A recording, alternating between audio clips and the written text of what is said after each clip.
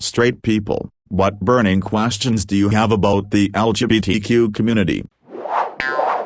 There are estimated to be over 70 million asexuals in the world, which means that we can easily overpower the Danish military. Don't worry, we won't hurt the citizens, and we'll make it a great country. Edit. I know Denmark is already a great country. I've been there once, loved it, and in general I know it's a good country. In my country I think the shift is definitely more positive towards acceptance. Teenagers now just don't care what you identify as. When I came out, my teenage sisters were just like yeah, and then told me about their friends' identity and their own. It was a normal conversation, not weird or hushed. These kinds of things is difficult to accurately pinpoint. I think in the Western world, at least socially, it is seen as backwards being homophobic, or like not supporting, for instance, pride. Plus the fact like Poland and Hungary make laws against LGBT plus people is seen as violation of human rights, and come from another perspective of being the gay cause. And I think the fact that most people are eager to define themselves as having a different gender or sexuality suggests that it is easy to be more open, or welcomed. I think those that are trans face the most oppression, both politically, legally and socially. But just think that back in 2008 Obama was not publicly in favor of gay marriage. Today it seems almost inevitable that most Democrats are in favor of gay marriage. This is mostly true in Western countries as well. So I think there is progress, but still a ton of work that needs to be done. I think half the battle is the political,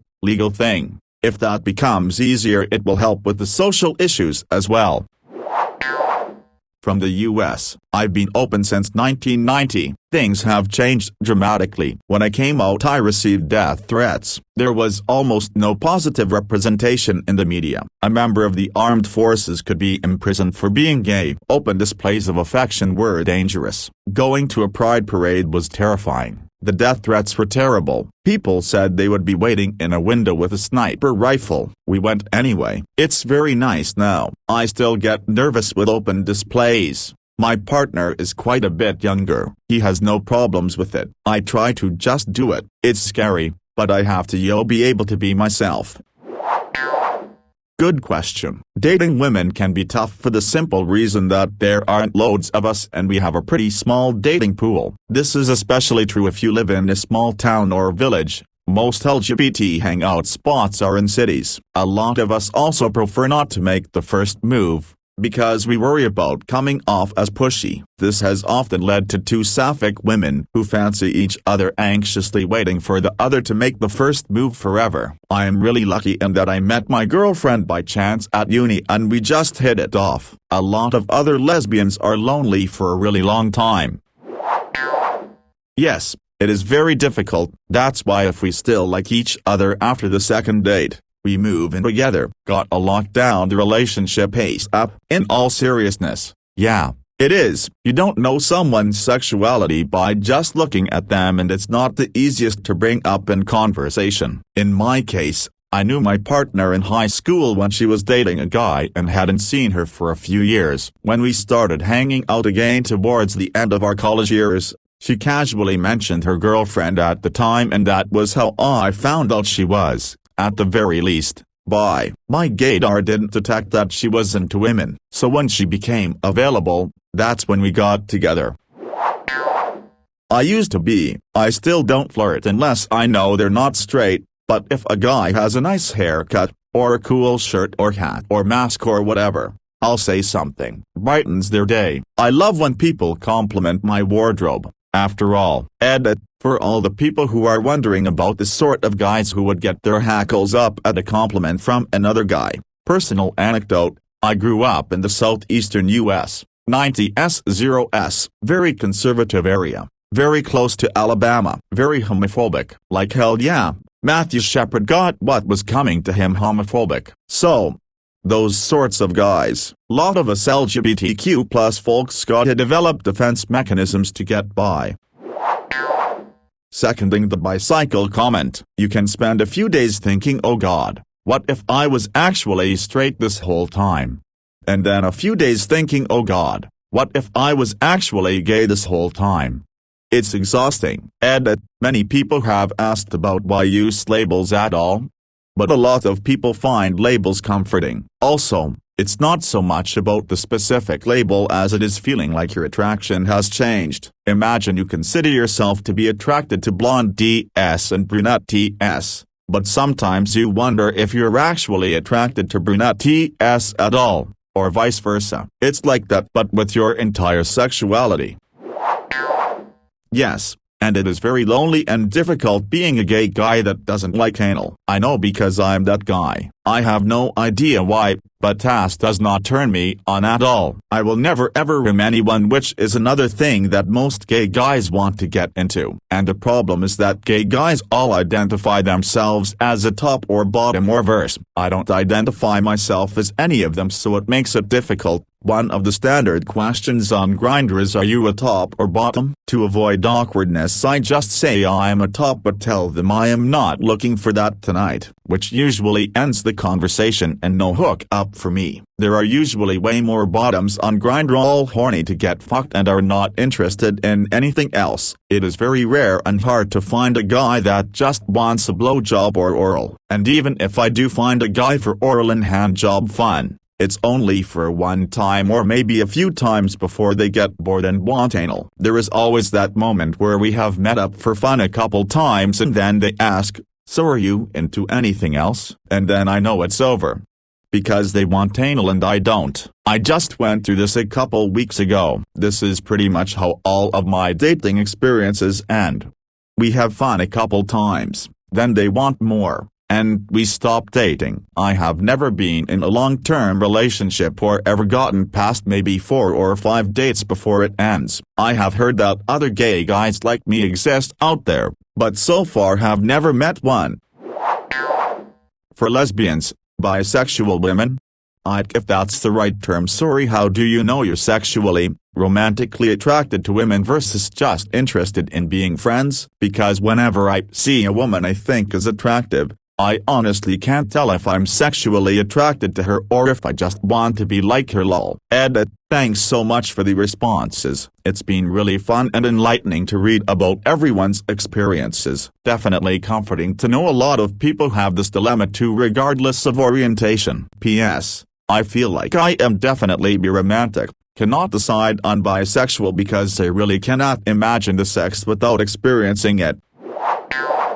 Speaking as a bi lady, even though sometimes it's hard to initially separate those feelings because women are objectively just so pretty, there's still a difference between actually feeling attracted to them versus wanting to be like them because they're pretty, interesting, inspiring, fun, etc. I think the key is if you feel weird imagining them in a sexual context, you're not attracted to them. If you feel turned on by the idea, you're into them. Edit. Disclaimer, because I've gotten a few responses of a similar kind, this is the way I personally have tried to figure out the difference between those feelings. It's definitely not a rule of thumb. Sexuality is a unique experience for everyone, and it would be great to hear how others have gone through this process.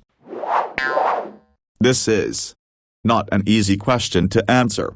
Even in the community there is still discourse over this. For example, historically there has been discourse on whether asexual people should be included in the community or not. I think the general consensus is a yes on that one. Also, I think sometimes it really just depends on the person. There's rarely ever any clear lines drawn with attraction and sexuality, so it really depends on the individual figuring out how they feel and deciding if they belong in the LGBTQ community. I mean, as long as you're not straight and cisgender, I guess. Edit. And if you ever see pedophilia and bestiality trying to worm their way in, that's a hard number. Fuck those guys. Go. Pissed I had to add that. My 15-year-old daughter came out to us a month ago. How do I best support her as her dad, knowing that her life will have additional challenges that I'm not experienced in? Many of my best friends throughout my life are LGBTQ. And I'd hoped that I had been, and still am, a supportive and loving friend, but wasn't necessarily in the role to be their shoulder to lean on or a mentor. With my daughter, I want to be her rock. I want to be able to give her comfort that I will do anything to help if things are tough. Perhaps this is the same as being a supporting father in any child's upbringing. However, I know she'll have more challenges. Am I overthinking this? I just want to be the best dad for her. I work in behavioral health, though not trained specifically in BH. I'm on the public health side, think destigmatizing BH issues and suicide prevention, but I also have experience in sexual and general health issues. As a community health-minded person, what's something we as public health or community members as a whole can do better to support LGBTQ+ community health issues that I as a straight man might not fully grasp? Edit. Good lord, I woke up to lots of responses. Lots of responses, my goodness. Thanks so much everyone for the feedback. I've been working in the field for a while and do most of what was said already, but the reinforcement is super helpful because it's not my lived experience, it's yours. Please know that your local clinic or community health workers, surveyors, front desk staff, peer group leaders, etc. really do care about your situation a fair amount of the time, and that things are changing, but healthcare is a bitch and a have to steer. On the public health side, most if not all of us want you all to be healthy and happy, so please reach out if you are ever going through a tough or scary time. What's it like to be asexual? I obviously know roughly the idea, but just cannot imagine not having a sex drive, as it occupies my brain a lot. It actually sounds like quite a relief. Does the term transvestite still exist? I haven't seen anyone referred as that for a long time. I always think they or them sounds really impersonal. Are gender non-conforming people generally happy with this term though? Is a transgender male a man who wants to change genders, or a woman who has changed genders to a man? And vice versa. I am really sorry if any of these come across as insensitive. I'm really just trying to educate myself so I don't make any more missteps in the future. Edit. Wow. So many insightful and helpful replies so quickly. Thanks so much everyone. Genuinely learning from these. Edit 2. This is totally cringeworthy, I'm sure, but can I just say, I am overwhelmed by the genuine, honest replies without anyone criticizing or judging. Thank you so much everyone. I have read every reply, and I appreciate all of you taking the time to help me become more educated and aware. Edit 3. So, thanks to you guys, I now know that being asexual does not mean that you have no sex drive, and is an enormous spectrum of different and unique feelings and perspectives. Transvestite is largely outdated and considered transphobic in many circles, and is largely to do with a kink. An analogy I really love to describe asexuality is to imagine if you were suddenly transported to a world where everything was the same, except when people are sexually attracted to each other. Instead of having sex, they go bowling. So you, having just been dropped onto this world, could have had any kind of relation to bowling. You could be a professional bowler. You could work at a bowling alley. You could just see it as a fun thing to do sometimes if your partner suggests it, but you wouldn't really think much of doing otherwise. You could dislike bowling because you hate the way the bowling floor squeaks under your shoes. You could just see bowling as another activity you could do. But wouldn't you rather go biking or play laser tag instead? In this new world, you would be considered asexual regardless of your interest in bowling, because no matter where you stand on bowling, you will never look at your spouse or someone attractive and immediately think, damn, you know what I really want to do right now? I'd really like to take them bowling. You're not going to dedicate a solid chunk of your attention towards specifically envisioning your partner in bowling shoes, hitting a strike, unless you're into that. Odd. So in the same analogy, aces can have any affiliation with sex. They can love to have it, feel repulsed by it, be a sex worker, feel utterly indifferent about it, the whole spectrum. They can love people romantically and have long, fulfilling relationships. The only thing absent is that innate desire to have sex with the specific person they are attracted to. Hope this helps. It's definitely a really strange concept to grasp, especially since romantic and sexual attraction are often confused as one. Hey, ace person here. Asexuality actually varies a lot, and while some people don't have a sex drive, a lot still do. Being asexual is more about a lack of sexual attraction to people. For example, when I look at someone who would be considered attractive, I've never thought that I would want to sleep with them. Some asexual people don't mind sex, some are completely repulsed by it. Most asexual people will still masturbate too. It's not about libido, just the lack of attraction. Edit: I'm really not great at explaining all the nuances of asexuality, so I'm gonna recommend checking out our Asexuality if you've got questions. Unfortunately, a lot of people seem to think that bisexuals are individuals who are too afraid to fully come out of the closet, so they still have one foot into straight territory. Others take it as a personal attack, that you're being disloyal to one, or more, of the genders you're attracted to, and you are apparently only allowed to choose one side. It's rather disheartening and disgusting to see. I'm sorry for any bisexual people, including yourself, that have to experience such behavior from others, whether it's from straight individuals or others in the LGBT community. No matter what anyone else says, you, and any other bisexual who may be reading this, are valid.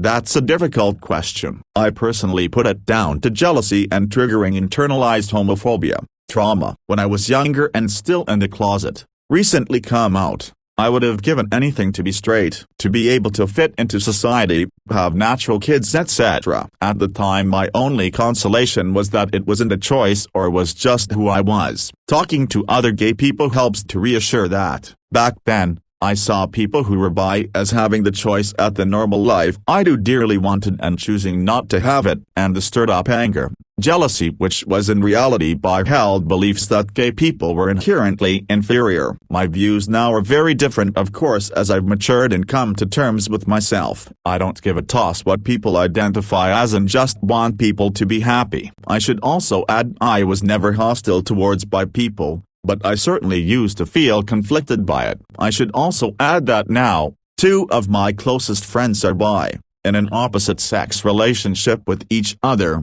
and aside from my fiancé, none of my friends are gay. So very much over that mindset.